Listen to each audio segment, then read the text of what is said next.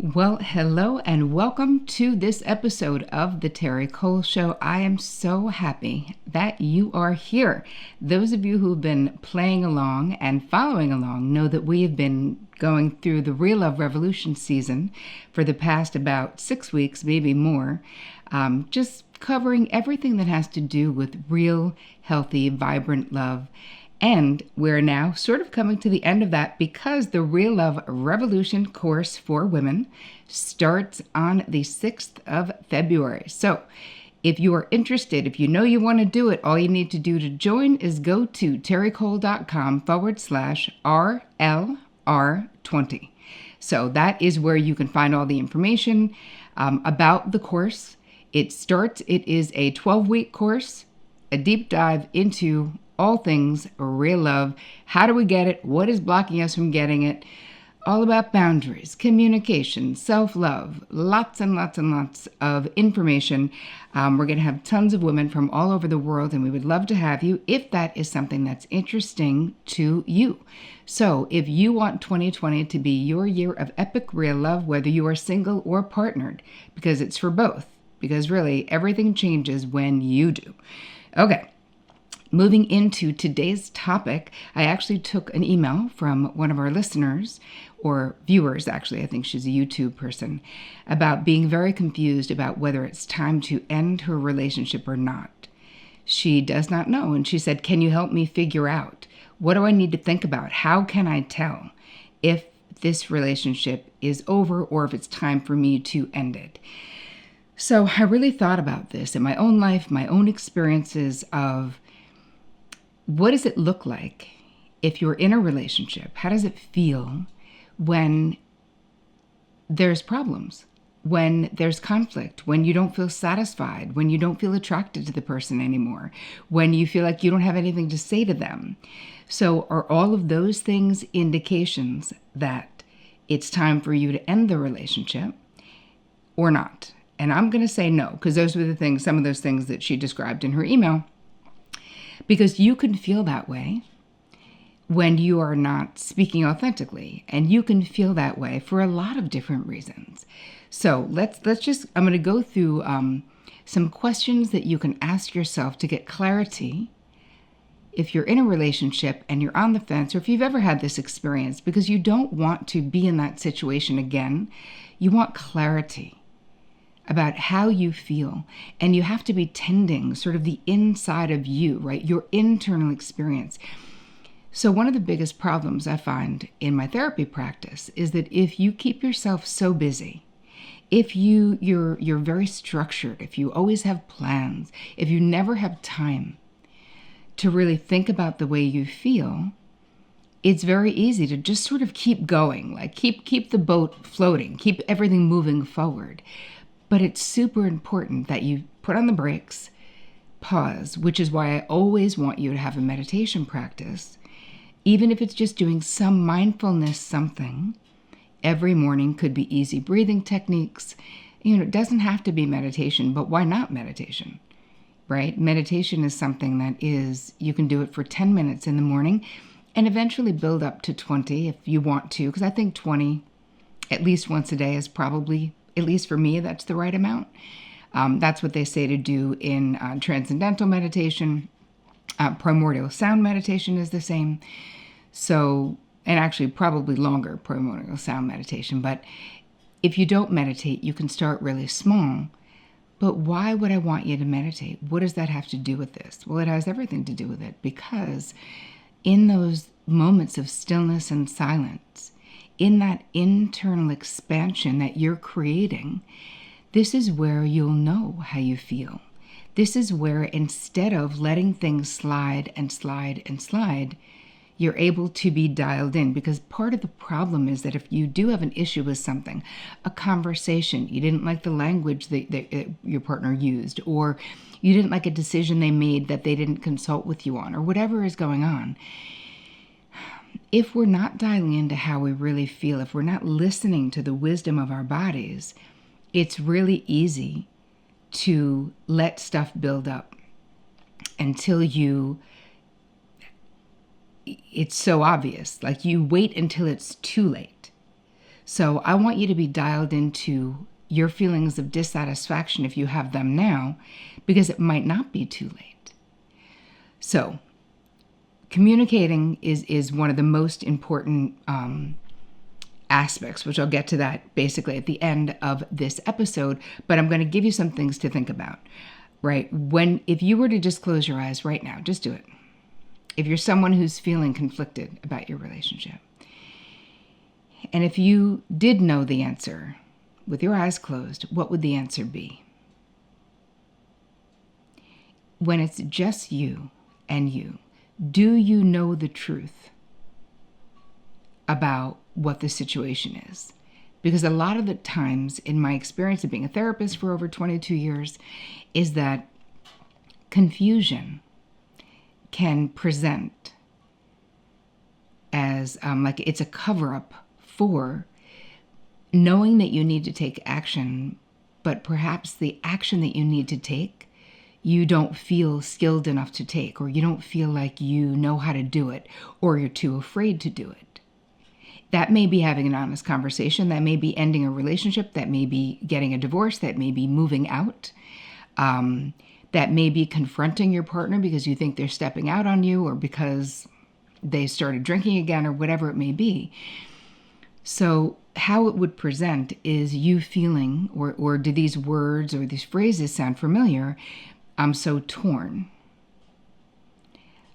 I'm so confused. On one hand, the person is great and we have these great times. And on the other hand, because I can tell you from my personal experience, confusion was my overwhelming feeling whenever I was in a relationship that I really knew in my heart of hearts was not gonna go the distance, because I didn't want to go the distance in it. I had discovered like there were things that made me believe we were incompatible. I really know that we were. But I would always talk to my girlfriends endlessly about how torn I was. And then I became a psychotherapist.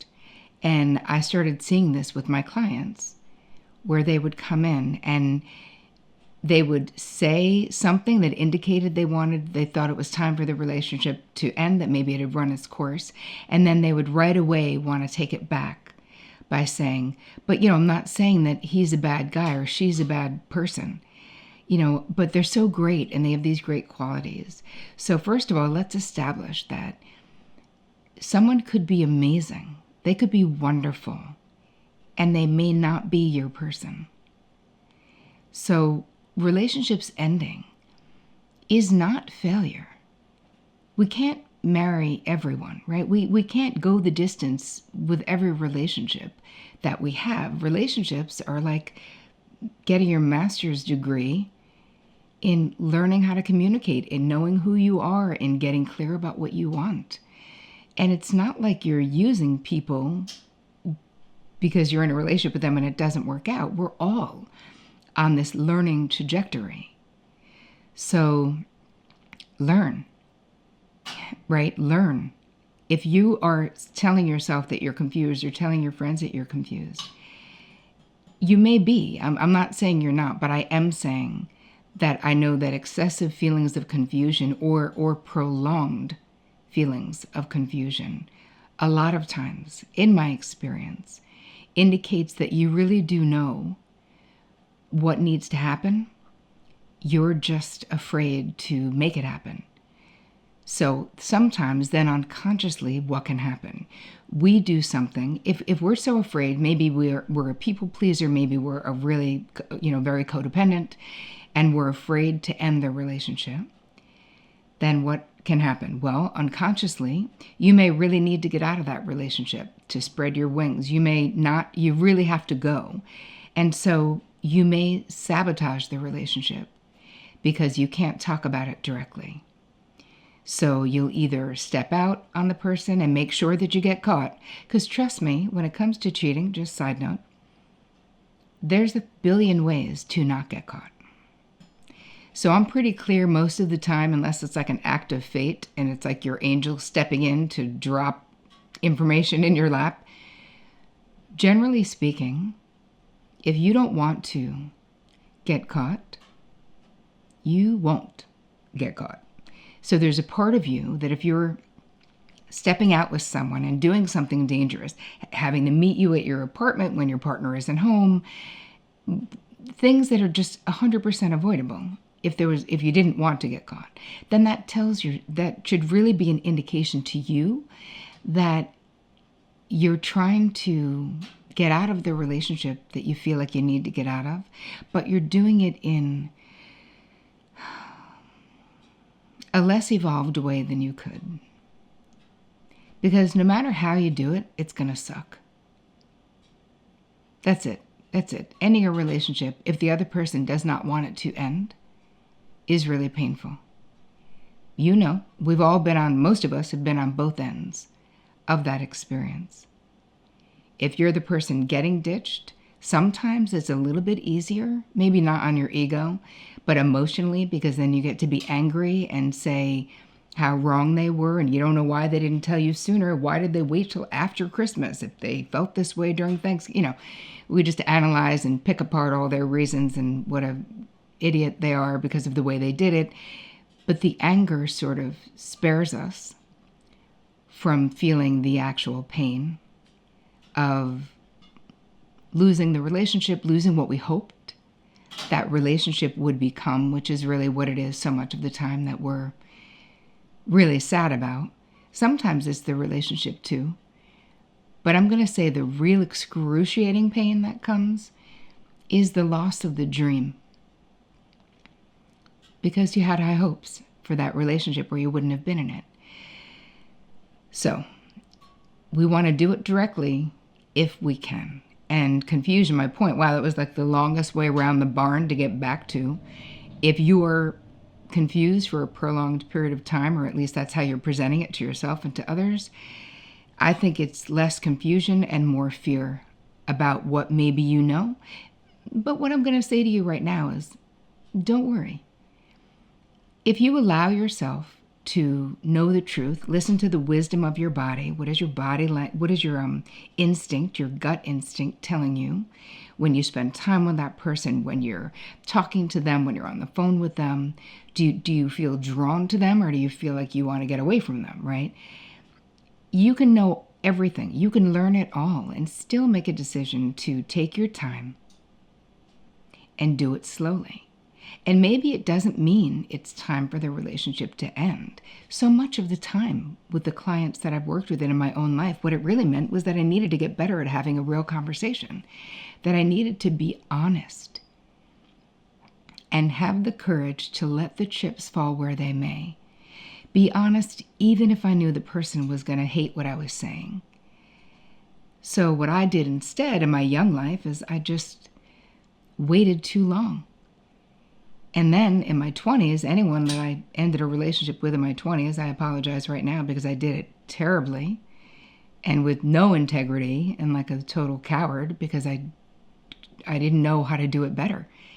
But you do hit a tipping point, at least I did, where I just had to go in that moment. I mean, one time I was living with my partner and I just waited too long, and I ended up moving out at 2 a.m. in my pajamas holding my pillow, and I borrowed $20 from him to take a cab to my sister's. I mean, not my proudest moment as a human being, but it's the truth. And we want to learn how to stop doing things that make us feel ashamed. At least that's what I wanted to learn. I felt so bad about treating someone who I deeply loved in such a crap way because I was too afraid to have the hard conversation. You're like, do you actually think the hard conversation would have sucked worse than that did? I don't think it would have now that I think back on it. But I didn't have that available to me because I didn't have the skills yet. But trust me, after that, I really did get out there and get the skills in therapy. And that's why I'm talking to you about this today, because I know that this is a source of pain and sort of shame too. We're so afraid to talk about it with other people if we're feeling this way because we don't want them. Then if we don't break up with the person, we don't want our friends or our family to be like, oh yeah, she's still with Bob, but he's totally on the way out. You know what I mean? It's like we want to protect the people that we love, which is why therapy is such a great idea, because, your therapist's only investment is in you getting what you want, hopefully, right? That should be their only investment, is in what you want. So let's move it into some other ways that you can dial into what is true for you, is really think about how much you trust the person. Do you trust them with your innermost secrets? Do you trust that they're faithful? Do you trust that they listen to you? Are you trustworthy within the relationship? So trust is a factor that I think is really important in any relationship. And in fact, it's the highest one. And I know that there are a lot of cultures, and I've had many clients in my therapy practice who said they deeply loved their partner, but did not trust them. And I always, it's not my job to judge what a client is doing, but I always found it, I was fascinated by the fact that could exist. Because I don't know, for me, if I don't trust you, I can't be in a relationship with you. And that's with a friendship too. I mean, if it's an acquaintance, sure. But I mean, like my primary love relationship, I need to trust you more than anyone. Literally more than anyone in the world. And that doesn't mean I don't have super close friends, because I do. And I trust them with I've been friends with them since I was 4. And I trust them in a similar way. But I know that any foxhole that I'm in, any problem that I have, Vic is all in for my solution. I mean, we naturally are like, it's us against the problem. Doesn't mean we never have conflict. Of course we do. But I don't know. I feel like without trust, I don't know how you can ever build real, authentic, lasting, durable love, because it is such a crucial and important part of that. And again, maybe that's just me, so I don't know. Think about how your communication is in your relationship right now.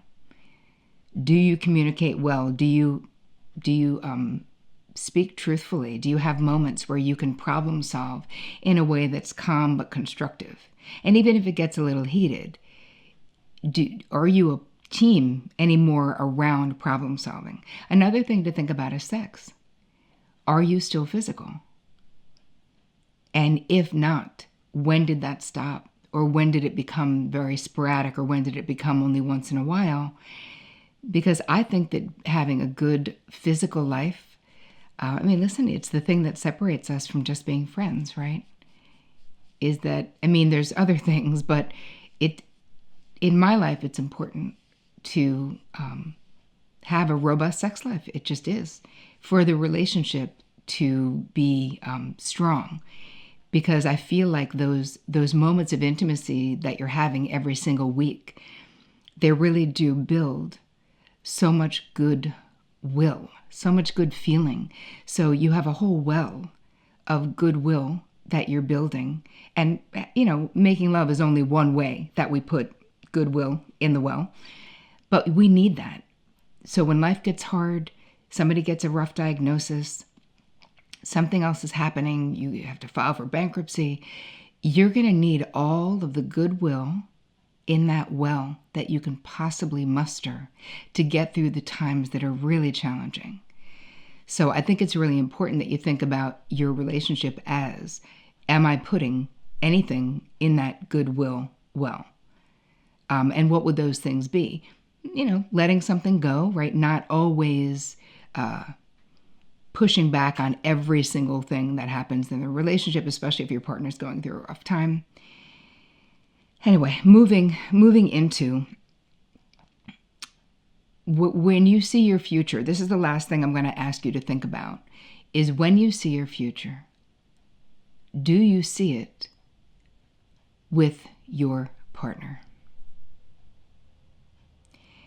Because when you're visualizing or fantasizing about 5 or 10 years from now, if they are not in that visualization, if you visualize yourself happier without them and that you're living the single life or with someone else, that is really important information to look at, unpack it. Why? Are you really ready for it to be done? And part of the reason why, and so this is going to be the first part of should I say or should I go, basically. And then next episode is going to be ways to do it, ways to end a relationship that can honor what you have shared with that person. I'm going to ask you to write of the things. And so I'll give you a bunch of questions that you can journal about, think about, because this is not a one and done situation. This is you need to really dive in to what is happening for you internally. And then to the best of your ability in next week's episode, I will give you strategies and tools and language that you can use to do it. Because if you do need to end a relationship, in order to actually do it, you need to know what to say. Even if you know how you feel, a lot of times people would say, I was going to do it. I was right there. But the words just wouldn't come. I couldn't think of any way to say it that didn't feel terrible. So I will help you in our next episode of The Terri Cole Show with some scripts and strategies. But this is a really important first step to that. So don't forget to download your downloadable cheat sheet. This is all you need to do to get all that stuff is go to thisisterricole.com/232. That is the episode that we're on right now. Can you believe it, you guys? 232 episodes. What? That went fast. Anyway, so if you're anywhere in the world, you're listening, just write down terricole.com/232, and that will give you the information for this episode.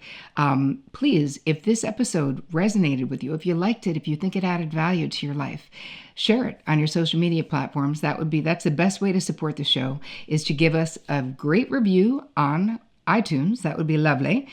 And to share it with the people in your world so that I can reach more people and fulfill my dream of empowering as many people as I possibly can while I'm alive on planet Earth.